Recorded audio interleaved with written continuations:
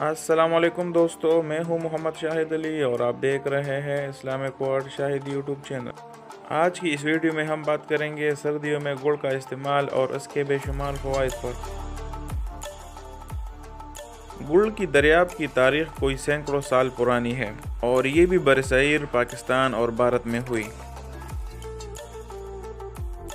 ये कड़वी दवाइयों को मीठा बनाने के लिए भी इस्तेमाल किया जाता। गुड़ गन्ने के रस को उबाल कर तैयार किया जाता है।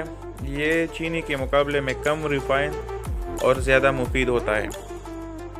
इसमें ग्लूकोज, फ्रक्टोज और कई मादनी नमक ज़ाया नहीं होते और ये मादनी नमक चीनी बनाने के पेचीदा अमल में ज़ाया हो जाती है।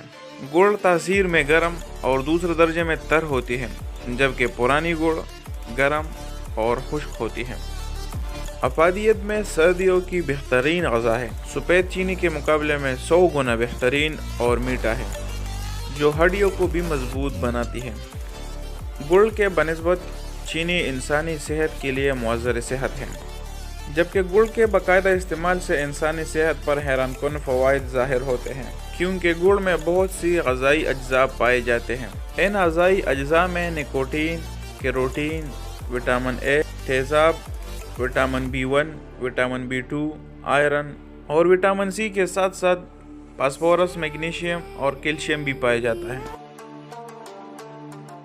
गुड़ का इस्तेमाल मोटापे में कमी का बाअस बनता है। जो लोग मोटापे का शिकार है, उनको चाहिए कि चीनी के बजाय गुड़ की कसरत से इस्तेमाल करें।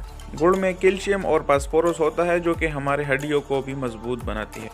ये खून की सफाई, फूलों को पकाना, जिस्म पर निशान पड़ना, यादाश्त, जिगर की कमज़ोरी, वर्म और सूजन, ब्लड प्रेशर, दिमाग की कमज़ोरी, सर दर्द, आधी सर दर्द, खून की कमी, हैज़ में दर्द, हिचकी, थकावट, नज़ला ज़ुकाम, कांसी, दमा, फेफड़ों, मादे, आंतों की गर्मी, गले और सांस की नाली की सफाई, खुश्क बलगम, कुव्वत मुदाफ़ात, गैस, हाजमा, बदहज़मी, तेज़ाबियत, मोटापा, कब्ज़, बवासीर, बेख्वाबी और बिस्तर में पेशाब करना और हड्डियों की कमज़ोरी। गुड़ इन सब में मुफीद है।